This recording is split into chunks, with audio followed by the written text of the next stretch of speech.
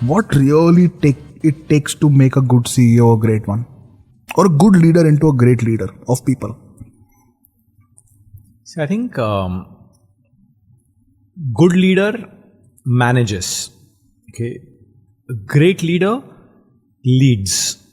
Okay, and it's almost like saying, you're attributing, or maybe step back. I think a great leader is obsessed. Okay, he's obsessed with getting things done, but he's not, and in my view, great leaders know the cost of the last branch thing and will have a view on the 5-year industry. It's almost like one eye has the microscope, other eye has a telescope. Okay, and it is very dizzying when you have to deal with a cafeteria issue and the next day you're meeting the president of the country on similar topics. But great leaders are able to transcend that. They are able to compartmentalize. Good leaders, of course, will get there. I mean, good leaders manage, they understand stakeholders. Great leaders know where to play very well. How to play is tactics. Great leaders focus on strategy.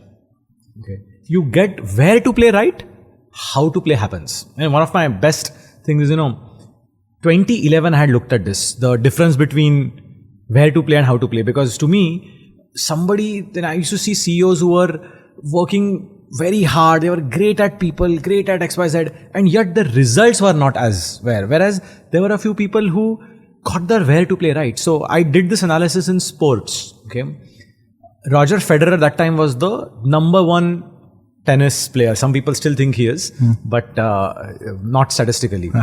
So what was Roger Federer's annual income that time? I'm assuming 25 billion, 15 to 25 million?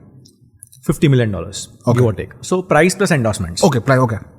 The number 10 player in the world at that time was a guy called Juan Del Potro. Correct. Okay. Juan Martin, the Argentinian. So what was his income at that time? 1/20th?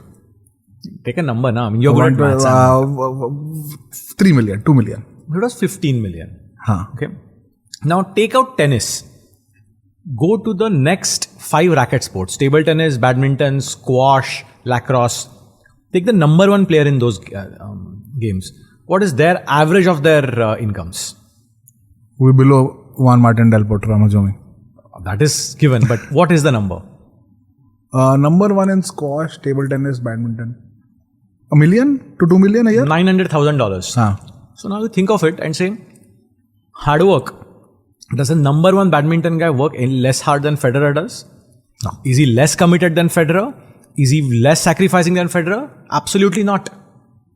He's doing the same thing. Now what explains the gap between 50 and say 1 million? Round up the thing. Yeah. It is not that the Federer is a great player. That gap is only 3.2 times. That's the gap between Del Potro and Federer. Correct. Okay. The real gap is the 15 times delta that's there between the number table 1 tennis and tennis and Juan Del Potro. So if you get your where to play right, and that's where great CEOs really understand where to play. Now that where to play could be a niche which they uncover, or it is like, in many countries, including India, if there is a license to be given, my view is just take it. Great leaders don't wait for business plans. They know the value of a license because license creates a moat.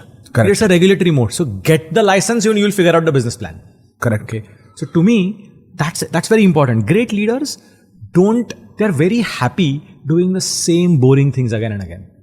Okay. You see them, people are like, and now this is good leaders also, but like not so good leaders always need the next big project or next new thing. That doesn't, like 3M. Somebody was telling me the other day that 3M makes a post-it. Anybody can copy a post-it. Correct. No? Adhesive tapes and filaments, linings. Those are the easiest things to copy. And yet, nobody's been able to copy that from 3M. Correct. Because people think of each category as too small, unattractive. The unsexy stuff, the great leaders are willing to keep at it for years. And then the power of compounding, the power of various things takes over. That's incredible. You're absolutely right. And even Ashish spoke about this at length. And of course, in the lending context, which is unglamorous, unsexy things is where value pools are actually large. Because he's like, if you're a food tech founder, 20,000 people will want to get into food tech. Because everyone eats pizza and biryani and everyone wants to order. But if you think about steel, nobody knows what it is. You're like, steel? That's the old age. Correct. So the less people think about a topic, the better your chances of succeeding in that industry are. So if people say Bombay Shaving Company, oh, but there is always Gillette, there is XYZ, they are too big. Correct. I think that's the first sign that anybody who cracks that thing is going to actually make it big. Correct. Large value pool, right? And today, if you see consolidating waves, right? Today is just SAIL, Jindal and Tata Steel. And Tata Steel is like at 45,000 crores of EBIT. What a business. What an incredible business just because they get one thing right over and over and over again. But it's hard, right, for a CEO, and it's something I struggle with personally, is to get into the weeds of detail and have a 3 to 5 year strategic mandate which to the team. And I can probably do individually both of these to a decent level. I cannot do both of them together and move between them as easily. What is that muscle, and who have you seen practice that or wield that muscle or flex it in a very good way? See, I think there is also an element of complementarity, whether it's co-founders, leadership teams, and can the CEO really have somebody who can be the alter ego? Okay. Who can complement it in that sense, because you need somebody to, somebody, it's like you can't drive a car only with the accelerator, growth and vision and so on. You need accelerator, brake and the rear view mirror, front mirror. You need all of those things to work. So in a team, and Edward de Bono did this very brilliantly. He structured it very well in the Thinking Hats, where you do have somebody who's saying, guys, there's always risk.